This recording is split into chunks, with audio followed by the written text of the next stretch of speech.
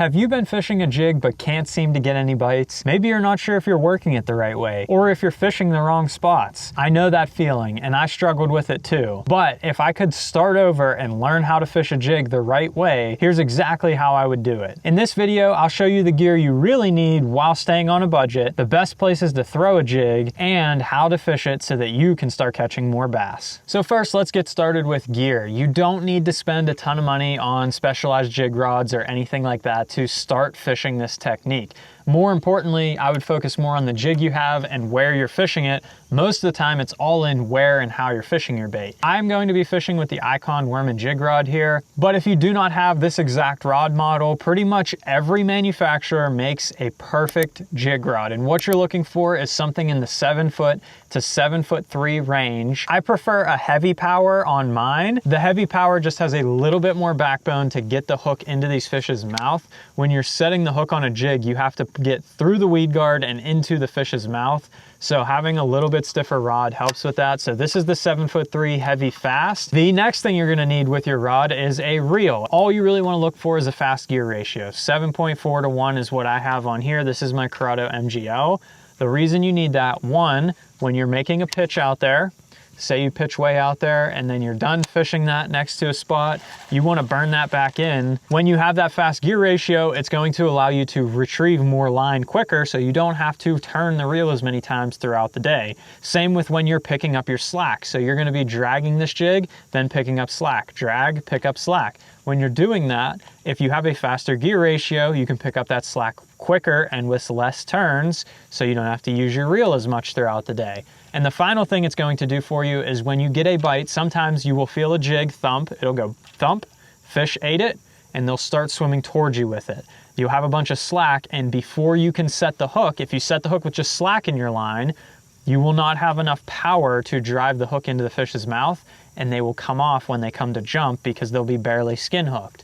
What you have to do is reel up all your line, get tight with the fish, then lean back on them. So if you're having to pick up a bunch of line as that fish is swimming towards you, you want to do that quick enough before it spits that hook out. So that's why you need that fast gear ratio, heavy rod, you're good to go. For the line, I don't go any lighter than 17-pound test fluorocarbon. You could go to 15 if you wanted to, but anything lighter than 17-pound test, you're really risking breaking fish off, especially as you get around heavier cover. The jig is made to shine in the heaviest cover in your lake.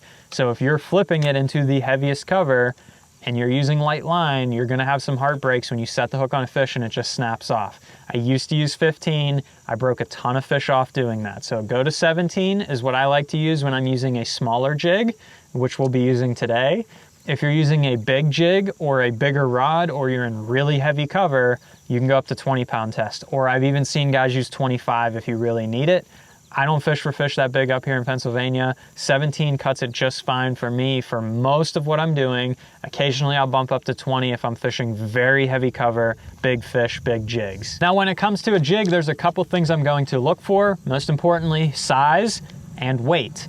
The other thing I look for is the head shape. So I prefer an archy style jig head. It's gonna look like a banana like this, and it's gonna be wide up front. That's gonna allow it to come through most cover that you're gonna be faced with. Rocks, wood, can even work through grass a little bit, and docks. It's gonna work amazing in all that kind of stuff, which when you're learning to flip a jig for the first time, that's most of the cover you're gonna fish. There's other types of jigs on the market, which means there's other heads for it. Those will be in later videos, but if I'm just starting jig fishing, this is gonna be the setup that I'm going to go with. And I prefer two sizes, a 3/8 and a 1/2 ounce. I go with the 3/8 for colder water, and the 1/2 ounce for warmer water, which seems kind of backwards because you want your bait to stay on the bottom in the colder water and it can move more in the warmer water. But actually what you're looking at is the fall rate. So a 1/2 ounce jig is gonna fall much faster than a 3/8. So when the water's really cold, you wanna flip your jig in there, just have it slowly fall down to the bottom, and then you wanna drag it really slowly on the bottom. In warmer water, you can flip that 1/2 ounce in, it can fall fast, create a reaction bite, and you can get it back out and fish again. The next thing I look for is color. When I'm choosing a color, I keep it really simple. I use light colors in cleaner water and dark colors in dirtier water. So colors like your black and blues and other black colorways are going to work great in that dirty water, and then colors like your peanut butter and jellies or your green pumpkins are going to work great in your cleaner water. That's how I'm gonna pick that.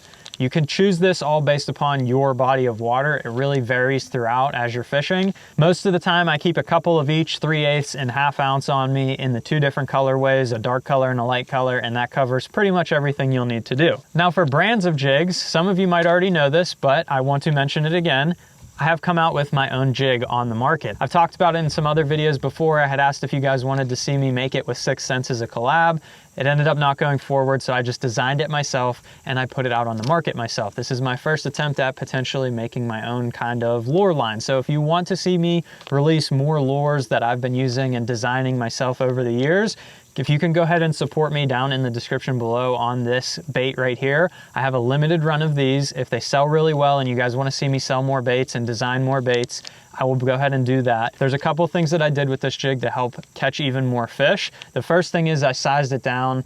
I've always used a sized down jig when I'm fishing for bass because it helps you build a ton of confidence right out of the gate. And that's what I really look for in a jig. You can use a full size jig once you get more confident with it, but just starting out, I really like that compact size just because it gets a lot of bites. So these all have 3/0 BKK hooks in them. They come in 5 colorways, so it'll be in the 5 colorways that I had mentioned that'll work really well for your water. A peanut butter and jelly, a green pumpkin, and a green pumpkin orange. Those are great for clear water. And a black and blue and a black and purple, which is my favorite for dirty water. For some reason, fish love purple in dirty water. And then they come in the 3/8 and the 1/2. And the last thing I did is put them in these pre-marked packages, and they store great in these packages. So you can take the trailer off, you put them back in this bag as reusable packaging so you don't have to dispose of stuff. And I can store them in my Plano box like this. I learned this a while ago is when you're getting these jigs, a lot of times I'd take them out and just put them loose in a Plano box like this. And if you have one rust in your Plano box, you can ruin hundreds of dollars of jigs because it spreads from one to the next. If you put them in these little baggies individually and just drop them in your Plano box where you want them, and if you have one rust, you only ruin that jig. You throw that bag away and you still have all your other jigs in here still good to go. You don't ruin all of your jigs that you spent a bunch of your hard-earned money on. There's also a couple other things you need to pair up with this to really get this thing going. And again, there's one consideration I make on what trailer I'm gonna use based on the day. If I'm fishing cold water, I'm going to use something like a chunk style trailer. Whether it's the Berkley Powerbait Meaty Chunk or the Zoom Flippin' Chunk, I think it's called, or Super Chunk Junior, those things are great. They fit on these jigs perfect. You can just thread them up on there and you're good to go, or you can put them on your full-size jig, whatever you like to use as the brand there. The other baits that I like to use are when the water's a little bit warmer, and there's 3 that I like. It's gonna be some type of a craw, Ultra Vibe Speed Craw, Rage Craw, whatever you like there. That works great, as well as the Z-Craw Junior. This is a little bit more of a compact profile and it has more flap to it. So these are basically increasing in flap as the water gets warmer. The one wild card that I keep in here, it really just depends on the time of year or if I'm around smallmouth, is something like a twin tail grub. That's not something a lot of people fish anymore, but it gives your bait a unique look. It has the little curly tails on it and it catches a lot of fish. I just try to match up the color to my jig. So if I'm using a green pumpkin, I'll use a green pumpkin trailer, or a black and blue, I'll put a black and blue trailer on there and you're good to go. We'll show you how to rig one of these up in just a second. We're gonna be using the Z-Craw here today. So when it comes to rigging one of these dudes up, it is super simple. All I'm gonna do is fold all the skirt material out of the way so that I have my hook keeper ready to go there. This, I'm just gonna set to the side and have that ready to go. The reason being, I'm gonna show you another little trick I do with my jigs to help me catch more fish. I'm gonna trim this up a little bit to get it to fit better on that jig. All I do, speed craw, you're gonna come right in front of these first legs and snip that off. That's that first segment. I take that off just to make it fit a little bit better. And then I'm gonna peel those 2 legs off and give myself a smaller speed craw. Now, a lot of times these fish are gonna get a very good look at your bait because they're gonna come up and look at it as it's sitting there on the bottom and kind of track it until they decide if they wanna bite it. One thing I like to do, especially on pressured fisheries, I don't do it often, but I add a little scent and color to my bait. So if I'm fishing in some dirty water, I'll add a little bit of color as well as some scent with this Spike It. And it will get everywhere, so you have to be very, very careful with this stuff. But I take it and just dip the claws right in there and make them nice and chartreuse. I'm going to take this and just line up where I need this to go. So I'm gonna hold all the skirt material forward. I'm gonna hold this here, and I see that my hook needs to come out at about the 3rd segment, right in before it.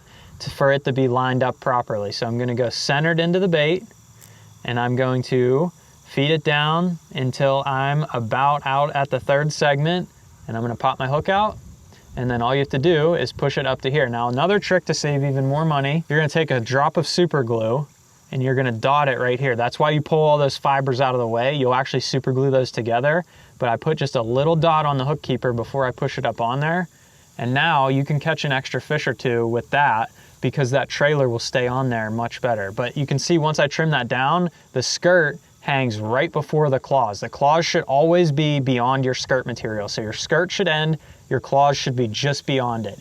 You can trim up your baits however you need to get them to fit onto your bait like that. But you really want those claws just beyond the skirt material to get you the best action. So let's get up on the front deck and get to fishing this. And before we get to fishing a jig, if you could head down below and hit the subscribe button. Only 14% of you that watch the channel are actually subscribed. And if you could help me out, I'm trying to reach the 100,000 subscriber goal by the end of the year. So if you could help me out with that goal, that would be greatly appreciated. But for now, let's get this jig out on the water and show you how to catch some bass. So now that we got our gear all set up, let's talk about where you want to fish this jig to catch fish. Now, it doesn't matter how good you set up your jig, if you're not putting it in the right spot, you're not gonna catch that many fish. I promise you that. That is the most important thing about how to fish a jig, is putting it in the right spot. Now, what we have in front of us here is a bunch of logs and stuff like that in the water. That is one of my favorite areas to fish a jig, but there's a million places you can fish it. It works in tons of places. You just have to put it near the cover. We're gonna go through that and how to fish it here in just a second. Boat docks, excellent place to fish this jig. Lay down wood, other pieces of wood in the water, excellent place to fish this jig. Even rock, it will work great. It will come through the rock, it will drag over the top of it. That wide head will allow it to come through the cover very well. The other thing it can work in is grass and lily pads. It does not work as well. So if I throw it in this piece of grass right here, or this lily pad, when I'm fishing it, it's going to get hung in the stems, and I'm gonna end up pulling it through, and it's just not gonna look natural. But you can catch fish in the lily pads. It depends on how thick the grass and stuff like that is when you're fishing it through. The least on my list, grass. Top of my list, boat docks and wood. That's where I'm really gonna fish this. If I had one place to fish this, just getting started, it's gonna be pieces of wood cover like this right in front of me. That's gonna be where I wanna put it as many times as possible to try and get bites and build confidence on it. That is the key with learning any new bait, is fishing it in the right area, learning why the fish like it, and building that confidence on that bait. Every time you get a bite, you're gonna go, oh, okay, now that I do that, I can catch fish doing that. And it's gonna slowly build in your mind of, I'm very confident in that bait. Think about your favorite bait that you have, your most confident bait. How many times have you fished with that, and how many fish have you caught on it? That's what makes a confidence bait for you. So you can make any bait your confidence bait if you put it in the right areas. Now we have all this wood in front of us. How are we gonna fish this jig? My number one way to do it is to pitch the jig. I love pitching a jig to cover. You wanna keep it as close as you can. Now you can just take this, line up to a piece of cover and throw it way up there, and I put it next to that wood up there, and I can go ahead and drag it on the bank. You definitely can do that, but it's probably not gonna get as close as you can to that cover. And you can see there's a bunch of rock and wood up there, and I can just work it through this. It works through just fine. It's not getting hung up. That's one way you can make a cast, but the better way is to target individual pieces. So I have 3 little sticks right in front of me right here. I'm gonna hold the bait. One hand, I'm gonna open my bail. The other hand, I'm gonna hold right next to the reel. All you're going to do is drop your rod tip while holding the jig. You're gonna drop it, and then you're going to swing upward, and you're going to release towards that target and let go with your thumb, and it's gonna pull the line off your spool. You're basically going to pendulum it out, and as soon as it starts to hit the point where you need to let it go, if you let your thumb off the spool, it'll just pull the line off. I'm gonna find this target, I'm gonna pitch it right next to it, and I'm gonna stop it and let it sink right down there. And then there's 2 retrieves that you can do when you're fishing a jig. The first one, and my favorite one, is to literally pitch it in that piece of cover and just slowly drag it on the bottom. So I'm gonna pull upward, I'm gonna let it sink down, hit the bottom, I'm gonna reel till I'm about 9 o'clock, and I'm just gonna pull upward to about 11. And that will work really good working way through cover and not getting hung up. When you pull it gently like that, it tends to come through the cover a little bit better. It looks natural. It looks like a little crawfish crawling on the bottom or a little bluegill swimming through the piece of cover. You can mimic a lot of stuff doing that. Now, the second way you can do this, you're gonna find your piece of cover, you're gonna flip it out there, you're gonna let it sink down to the bottom. You're gonna reel up your line till you're tight with the bait, and you're gonna hop it. This, you can end up getting a little bit more snags because you can hop it right into a piece of wood, but you're just gonna reel till you're tight with it, hop, hop. Short little hops, just 3 inches, 6 inches, just hop it up and down. You'll feel it come through all that cover as you're doing it, and it'll hop up off the bottom and fall, and hop up off the bottom and fall. And this is a great technique for summertime fishing when you're really trying to trigger a bite. It's a great, great technique when the water's warm. You can use that jig to trigger that reaction bite, not only on the fall, but basically creating multiple falls throughout your cast because you're hopping it up and letting it fall back down. What happens is this fish will always usually bite it on the fall. So if you're creating multiple falls within the same cast, you get more chances at a bite. I like the dragging technique. I find it gets me more bites because I'm keeping it more subtle and on the bottom where the fish live. And do not be afraid to put it in the middle. That's a big log right there. You can put that thing right in the middle and you will get bites. It'll also come back out. Oh gosh. You can see that one hit it on the fall. Not a big one, but that one definitely hit it on the fall because I didn't even do anything with the jig. I literally flipped it in there and was talking to you guys.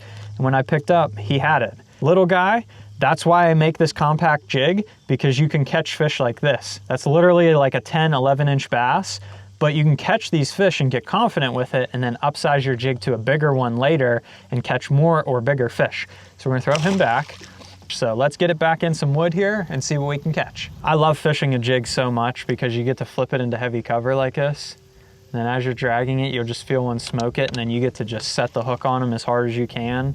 Get them out of that cover as quickly as you can, because if they wrap you up in those sticks, you're done. I'll try and throw at everything. Even a small isolated stick like that can have a fish on it. You never know what's under the water there.